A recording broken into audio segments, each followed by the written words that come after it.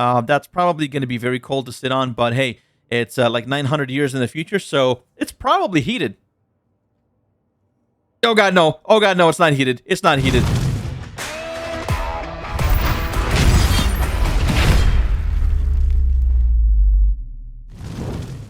Hey everyone, and welcome back to another video.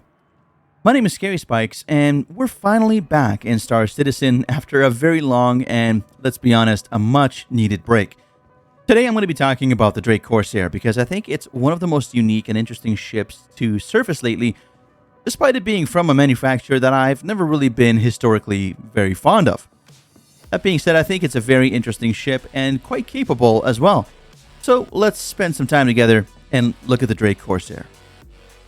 Because the Corsair is a relatively new ship, you're not going to be able to buy it in-game as of now. So it usually does take about 2 or 3 patches for any kind of ship that's announced and available on the website to be available in the game. Which means that the only way that you're going to be able to get your hands on one is on the website for cold, hard US dollars. Now, there are 2 versions available right now. Unfortunately, the discount is really the only benefit that you're going to get for the War Bond Edition, which is essentially only if you're using brand new money to fund the project. You'll be getting this ship as a reward, so to speak. But other than that, really, you're not getting any benefits. So let me go ahead and show you what that looks like. For $225 of new money, you're basically just getting a $25 discount, but you're not getting any increased insurance on your ship. And if we look at the $250 version, this one you can purchase with any combination of store credit or any other method of payment. And as you can see, we still have 6-month insurance here.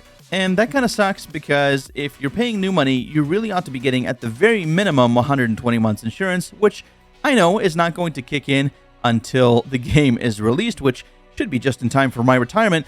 But besides the point, I think it would be a very nice thing to include, and I don't see why it's not. That being said, if you missed your chance to get an LTI or 120-month Corsair, let me know on Discord, and I might be able to help you out. On first inspection, you would be forgiven for thinking that the Drake Corsair is some kind of battle-hardened combat ship. This thing is pretty decked out in terms of weapons as far as exploration ships are concerned. We've got a total of 4 size 5 mounts, a total of 2 size 4 mounts, and then we also have 3 turrets. 2 of them are manned and 1 of them is a remote turret, and each of those has a pair of size 2 guns as well.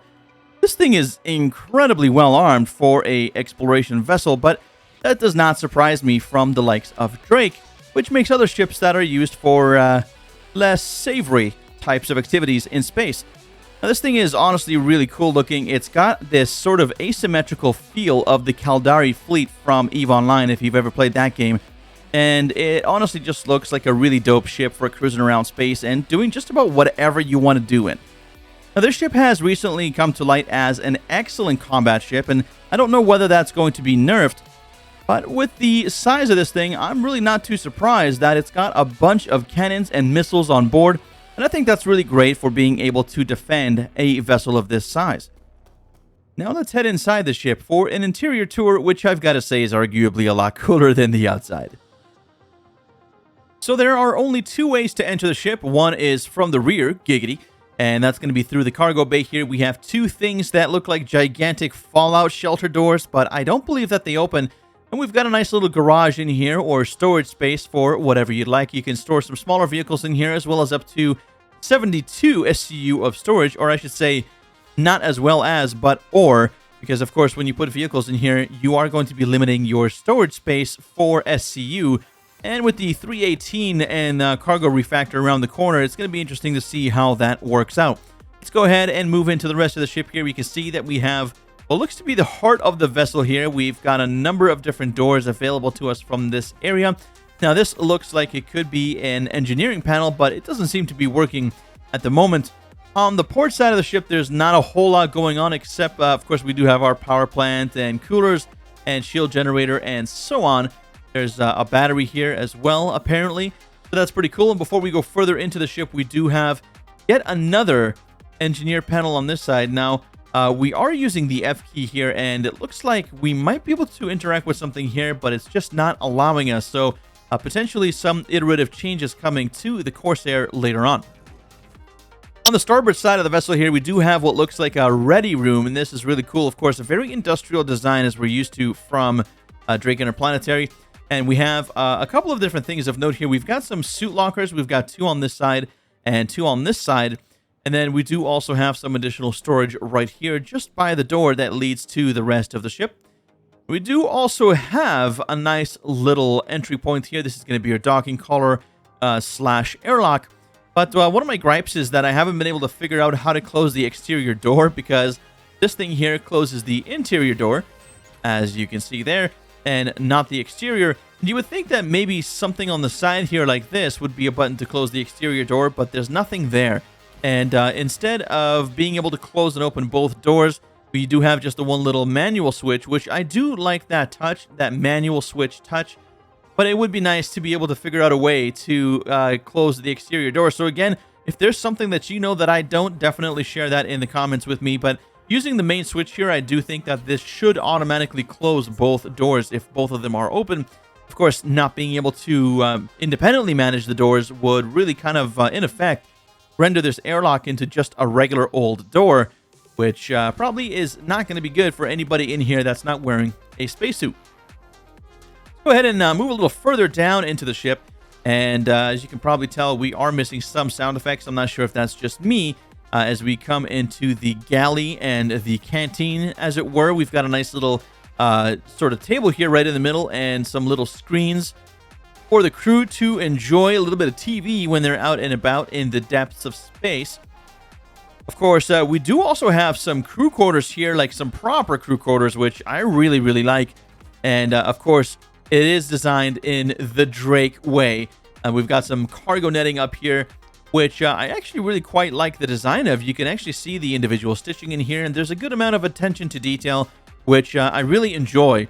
Then we have some beds. Of course, these are not going to be anything fancy. As you know, Drake is very, very bare bones, and you only basically just get the necessities. But there is some nice kind of nuance to this. We do also have a suit locker in here. At least it looks like that. We have a little bit of a closet here that opens up, which is a very nice touch, and honestly not something that I would recommend, or that I would expect, I should say, out of a Drake ship. So let's continue to move on. The rest of these rooms are pretty much going to be identical, and we've got 3 crew rooms here, and then of course we do also have the captain's room up front in the bridge. But before we go down there, we have to of course see the lavatory, which is going to be right over here. We have our typical shoilet combo. I think this does come out. Yep, there we go. And very nicely polished, Drake. I'm very impressed. That's probably going to be very cold to sit on, but hey, it's like 900 years in the future, so it's probably heated. Probably. Don't know if I want to find out. Oh god, no. Oh god, no, it's not heated. It's not heated. Oh god. Oh my lord. Okay, I'm just going to go ahead and move on here. All right. So around this side, we have the elevator. Now, this elevator is really cool because it allows you to enter and exit the ship using this elevator. But there is also another latch here, another thing that you can pull, which is very interesting indeed. And I really do like the control scheme here. But this takes you up to the top of the ship, and this is, I gotta say, this is pretty dope. It's nice to be able to get on top of your ship. I think, especially once we get the tools to be able to repair our ships and you know, do all that engineering stuff, I think this is going to be really nice to be able to do. And again, I really like these levers. I think this is a really, really nice design choice, especially when it comes to Drake Interplanetary. They are very kind of industrial and old-fashioned like this, and I think it really fits the bill for this particular type of ship. Moving forward, and here we have the 2 seats here, one of each side of the ship here, one on the starboard side and one on the port side, and these are going to be for your manned turrets. And we do also have another room up here that I'd like to show you. And this is going to be the captain's quarters. Now, interestingly enough, the captain actually gets a smaller closet. What gives, Drake? I mean, I'm the captain. Give me a break here. Okay.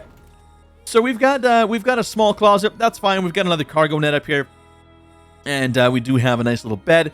You know, given that it's built in to the cockpit here, the front end, the flight deck, whatever you'd like to call it, the command module, I think that's okay. It's very, very cramped in there. But again, you know, you're not on a luxury ship. You're not on a 600i. You're not on an 890 jump. Certainly not an 890 jump. And so you're going to be expecting pretty much just the basics. Now let's go ahead and have a seat in the captain's seat here.